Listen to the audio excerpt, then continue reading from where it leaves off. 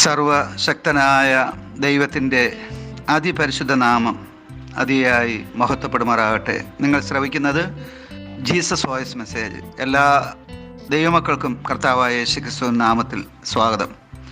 അല്പസമയ ധ്യാനത്തിന് ഒരു തിരുവചനം വായിക്കുന്നു. അപ്പോസ്തലനായ പൗലോസ് റോമർക്ക് എഴുതിയ ലേഖനം അധ്യായം 8 വാക്യം 37. നാമോ നമ്മെ സ്നേഹിച്ചവൻ മുഖാന്തരം ഇതിലൊക്കെയും പൂർണ്ണ ജയം പ്രാപിക്കുന്നു. നാമോ നമ്മെ സ്നേഹിച്ചവൻ മുഖാന്തരം ഇതിലൊക്കെയും പൂർണ്ണ ജയം പ്രാപിക്കുന്നു. കർത്താവിൽ പ്രിയ ദൈവമക്കളെ, നാം വായിച്ചു കേട്ട റോമാലേഖനം 8 അധ്യായം 37 വാക്യത്തിൽ പൗലോസ് അപ്പോസ്തലൻ കഷ്ടതകളുടെ മേൽ അഥവാ സഹനങ്ങളുടെ മേൽ ജയം പ്രഖ്യാപിക്കുകയാണ്. എങ്ങനെയാണ് കഷ്ടതകളുടെ മേൽ പൗലോസ് അപ്പോസ്തലന് ജയം പ്രഖ്യാപിക്കുവാൻ സാധിച്ചത്? അദ്ദേഹം ഇത് സംബന്ധിച്ച് നൽകുന്ന വിശദീകരണം, ദൈവം നമുക്ക് അനുകൂലമെങ്കിൽ പ്രതികൂലം ആർ എന്നാണ്. തുടർന്ന് അദ്ദേഹം പറയുന്നത്, സ്വന്തം പുത്രനെ ആദരിക്കാതെ നമുക്കെല്ലാവർക്കും വേണ്ടി ഏൽപ്പിച്ചു തന്നവൻ അവനോടുകൂടെ സകലവും നമുക്ക് നൽകാതിരിക്കുമോ എന്നും കൂടിയാണ്.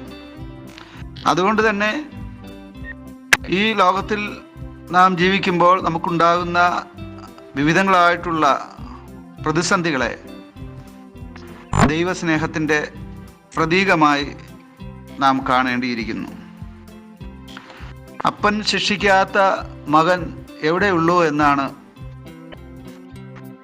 എബ്രായ ലേഖനത്തിൽ ചോദിക്കുന്നത്. ബാലശിക്ഷ എന്നും മറ്റൊരു വേദഭാഗത്ത് കാണുന്നുണ്ട്. ഒരു കഥ ഇങ്ങനെ വായിച്ചിട്ടുണ്ട്. ശക്തമായ ഒഴുക്കുള്ള ഒരു നദി, ഭയങ്കരമായ ഇടിയും മിന്നലും കൊടുങ്കാറ്റും ഉള്ള സമയം. ഈ സമയം ഒരു വഞ്ചിക്കാരൻ അഥവാ ഒരു വള്ളക്കാരൻ ഒരു ബോട്ടിൽ കുറെ കന്നുകാലികളുമായി യാത്ര ചെയ്യുകയാണ്. ആ സമയം ആ ബോട്ടിൽ കൊണ്ടുപോകുന്ന കന്നുകാലികൾ ഭ്രമിച്ചിരിക്കുകയാണ്. ആദ്യ ആശങ്കയിലാണ്, എന്താണ് നടക്കുന്നത്? ഈ വെള്ളത്തിൽ ഞങ്ങളെല്ലാം മുങ്ങിച്ചാകുമോ? മുകളിൽ നിന്നും ഇടിയും മിന്നലും കൊടുങ്കാറ്റും വന്നുകൊണ്ടിരിക്കുന്നു. എല്ലാം കൊണ്ടും ഈ കന്നുകാലികളുടെ മുഖത്ത് പരിഭ്രമം തന്നെയാണ്. ഈ പരിഭ്രമം എല്ലാ കന്നുകാലികളുടെയും മുഖത്ത് പ്രതിഫലിക്കുമ്പോൾ തന്നെ ആ കന്നുകാലികളുടെ മനസ്സിൽ ഉള്ള ഒരു ചിന്ത അടുത്ത നിമിഷത്തിൽ നിങ്ങളെല്ലാവരും ഏതെങ്കിലും ഒരു വിധത്തിൽ നശിച്ചു പോകുമെന്നാണ്. എന്നാൽ ആ കന്നുകാലികളെ കൊണ്ടുപോകുന്ന ആ വഞ്ചിക്കാരൻ യാതൊരു കൂസലുമില്ലാതെ തുഴയുകയാണ്. അദ്ദേഹം ഈ കന്നുകാലികളെ കൊണ്ടുപോകുന്നത് മറ്റൊരു മേച്ചൽ പ്രദേശത്തേക്കാണ്. എന്തുകൊണ്ടെന്നാൽ ഈ കന്നുകാലികളുടെ ഉടയവനായിരുന്നു ആ വഞ്ചി നിയന്ത്രിച്ചിരുന്നത്. ഈ കന്നുകാലികൾക്ക് വളരെയധികം പരിഭ്രമം ഉണ്ടായി എങ്കിലും ആ ഉടമസ്ഥനായ വഞ്ചിക്കാരന് യാതൊരു പരിഭ്രമവും ഇല്ലായിരുന്നു. അദ്ദേഹത്തിന് ഒരു ലക്ഷ്യമുണ്ടായിരുന്നു. തൻ്റെ ഇതുവരെയുള്ള വാസസ്ഥലത്ത് ഈ കന്നുകാലികൾക്ക് കൊടുക്കുവാനുള്ള മേച്ചിൽപ്പുറം ഇല്ലാത്തതായിരുന്നു മറ്റൊരു ഭാഗത്തേക്ക്, മറ്റൊരു ഇടത്തേക്ക് അതിനെ കൊണ്ടുപോകാനായി അദ്ദേഹത്തെ പ്രേരിപ്പിച്ചത്. ചില മണിക്കൂറുകൾ ആ ബോട്ടിൽ ഈ കന്നുകാലികൾക്ക് സഞ്ചരിക്കേണ്ടി വന്നു. ഒടുവിൽ ഈ വഞ്ചിക്കാരൻ തൻ്റെ ലക്ഷ്യസ്ഥാനത്ത് ഈ കന്നുകാലികളെ ഇറക്കുവാനിടയായി. ആ സമയം വളരെ ഉത്സാഹത്തോടും വളരെ തീഷ്ണതയോടും ഈ കന്നുകാലികളെല്ലാം ഇറങ്ങി, ആ ബോട്ടിൽ നിന്നിറങ്ങി ആ നല്ല മേച്ചിൽപ്പുറത്തേക്ക് ഓടുകയാണ്. ഇത് നമ്മെ സൂചിപ്പിക്കുന്ന, അഥവാ ഈ കഥ നമ്മെ ഓർപ്പിക്കുന്ന ഒരു സന്ദേശം, ഞാനും നിങ്ങളും യാത്രയിലാണ്, ജീവിതയാത്രയിൽ. സമയമാവുന്ന രഥത്തിൽ നാം രാത്രിയും പകലും യാത്ര ചെയ്യുന്നു. ഇതിനിടയിൽ കൊടുങ്കാറ്റുകളുണ്ട്, ഇടിയും മിന്നലും ഉണ്ട്, മറ്റു പലവിധ പ്രതിസന്ധികളുണ്ട്.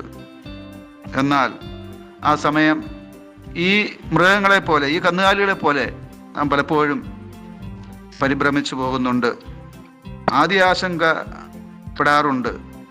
എന്നാൽ ഒന്നോർക്കണം, ആ വഞ്ചിക്കാരൻ ഒരു പ്രത്യേക ലക്ഷ്യസ്ഥാനത്തേക്ക് ആ കന്നുകാലികളെ കൊണ്ടുപോയതുപോലെ നമ്മുടെ സൃഷ്ടാവായ സർവശക്തനായ ദൈവം നമ്മെ ഈ ജീവിതയാത്രയിലൂടെ നയിക്കുന്നത് തൻ്റെ വാസസ്ഥലത്തേക്കാണ്. അതാണ് വിശുദ്ധ വേദപുസ്തകം നമ്മെ പഠിപ്പിക്കുന്ന സത്യം. അതുകൊണ്ട് സന്തോഷത്തോടെ, പ്രത്യാശയോടെ ജീവിതയാത്ര തുടരാം. ആമേൻ, ആമേൻ. കൃപമതി യേശുനാഥ, തവ കൃപമതി എന്നുമെന്നും. ബലഹീന വേളകളിൽ ബലം നൽകും കൃപമതി. ബലഹീന വേളകളിൽ ബലം നൽകും കൃപമതി. കൃപയാൽ പുതും ജീവൻ നൽകി, കൃപയാൽ എന്നെ സൗഖ്യമാക്കി. കൃപയാൽ പുതും ജീവൻ നൽകി, കൃപയാൽ എന്നെ സൗഖ്യമാക്കി. കൃപയാൽ എന്നെ തിരഞ്ഞെടുത്തു, കൃപയാൽ എന്നും നടത്തിയിടുന്നു. കൃപയാൽ എന്നെ തിരഞ്ഞെടുത്തു, കൃപയാൽ എന്നും നടത്തിയിടുന്നു.